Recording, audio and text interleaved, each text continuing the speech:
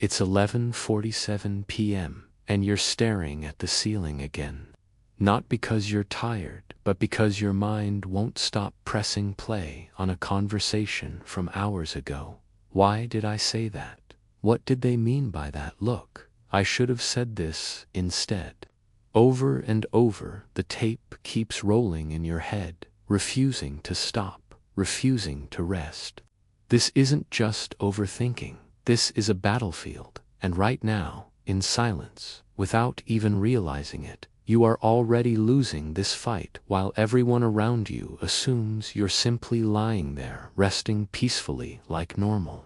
You know this feeling too well.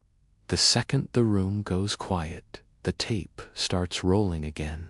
That text you sent, that thing your coworker said with a strange tone, that awkward pause in the conversation with your mother. Your brain grabs it and rewinds it frame by frame, like there's some hidden meaning buried inside if you just think hard enough.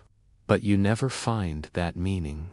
You only find more anxiety, more tension, more sleepless minutes stacking on top of each other until morning arrives and you feel completely and utterly drained.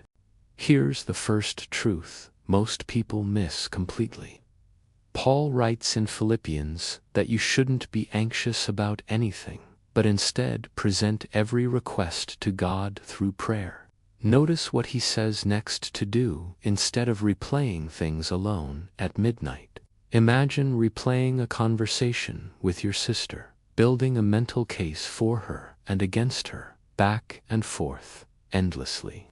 Every time you replay, instead of praying, you're quietly declaring, your own mental analysis brings more peace than surrender ever could. The fix is simple. The moment the tape starts, whisper it to God like handing over the remote completely. Pay attention to this part because it gets deeper here. Paul also says we take every thought captive to make it obedient to Christ. Most people assume this only applies to obvious sins like lust or anger, but that's not the whole picture at all. This includes your replay loop too. That spiral, insisting they think less of me now, or I always ruin everything, is a thought that refuses correction completely. An unchecked thought doesn't just visit you, it moves in and starts making decisions for you. Interrupt it mid-sentence, ask if it's true, kind, or from God, and refuse to let it finish uncorrected tonight. But it gets even more uncomfortable from here. Isaiah says God keeps in perfect peace those whose minds stay fixed on him because they trust in him completely. If you're replaying a conversation, trying to control what someone thinks of you, trying to manage their opinion through mental rehearsal, that isn't humility at all. That's an attempt to control something only God can truly hold. This is where it becomes dangerous, because you start trusting your own mental gymnastics more than God's sovereignty over your relationships. Release control tonight by saying, God, you hold my reputation. I don't have to carry it anymore. This is where most people give up too early though. Jesus says don't worry about tomorrow, because tomorrow will worry about itself. Each day has enough trouble of its own already. Here's what nobody tells you. Replaying a conversation isn't only about the past, it's secretly about an imagined future too. You're pre-living consequences that haven't even happened yet. Exhausting grace meant for tomorrow's battles, tonight instead. When you catch yourself doing this, say clearly, that's not today's grace. I'm not fighting tomorrow's battle right now. Then physically shift your position in bed to break the pattern completely. This last one is the one most people skip past too quickly, so don't skip it tonight.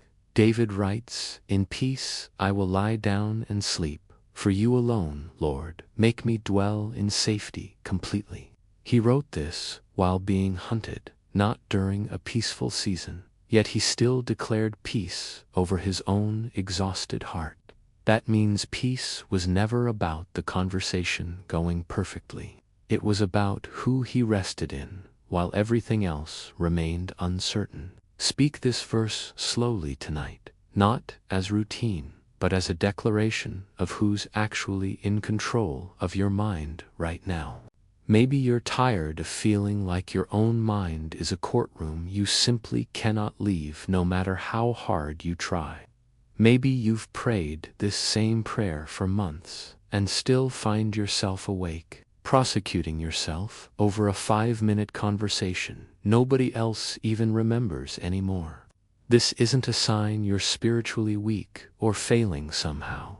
It's a sign there's a battle happening in a place you never knew you needed to guard carefully. But you're not fighting this alone anymore, because every verse you just heard isn't a suggestion. It's a weapon placed directly into your hands tonight. If this described your last 3 restless nights exactly, don't just watch and move on like always. Comment the word peace right now as a declaration that you're done fighting this battle silently and alone every single night. If you know someone lying awake right now doing exactly what you used to do, send them this video immediately. Not because it's simply a good video, but because it might be the exact thing that finally breaks their loop tonight. And if this channel keeps helping you fight battles nobody else can see, subscribe, not for content, but for the next weapon you'll need. Tonight, when the tape tries to start playing again, you already know exactly what to do about it now. You don't have to relive it. You don't have to fix it inside your head.